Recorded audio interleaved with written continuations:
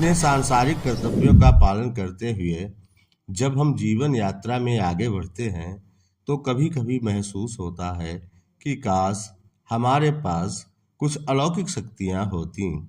अप्रत्यक्ष जगत की इन आश्चर्यजनक शक्तियों की प्राप्ति की लालसा इतनी अधिक वेगवान होती है कि हम इनकी खोज में लग जाते हैं, जिन्हें हम सिद्धियां कहते हैं। प्रायः सिद्धियों की प्राप्ति दो प्रकार से होती है। पहला, यदि हमें कोई योग्य गुरु मिल जाए और विधिवत साधना से इनकी प्राप्ति करा दे। दूसरा यह है कि ये सिद्धियां स्वयं हमारा चुनाव कर लें, वर्ण कर लें। प्रत्येक सिद्धि को देने वाली अप्रत्यक्ष जगत की सूक्ष्म शरीरधारी चेतन सत्ताएं होती हैं, जिन्हें हम देवी देवता, यक्ष यक्षिणी, अप्सरा, गंधर्व, कूष्मांड, भैरव, बेताल, पिशाच आदि अनेक नामों से जानते हैं।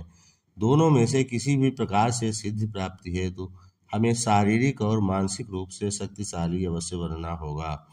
फिर से दोहराते हैं, व्यवस्थित दिनचर्या, व्यायाम, ध्यान, चिंतन, मनन, भजन, परिश्रम, संयम से हम दिन प्रतिदिन ईश्वरीय शक्ति को धारण कर शक्तिशाली बनते जाते हैं और मनुष्यत्व से देवत्व की प्राप्ति होती है।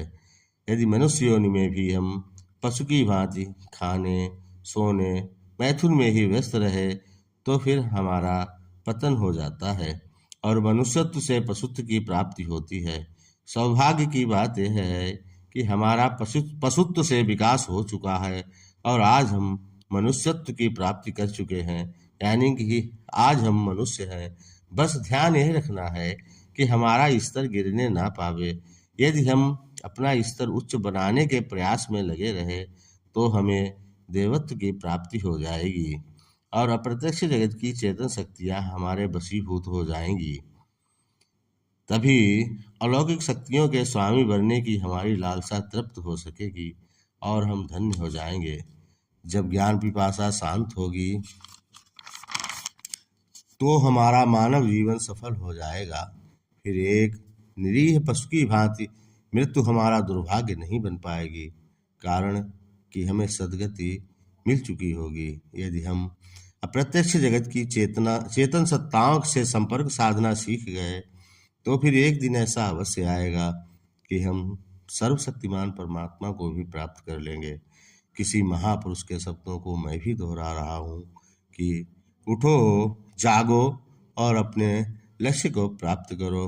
चैनल को सब्सक्राइब कर, वीडियो को लाइक करें, जिससे कि उत्साह बना रहे।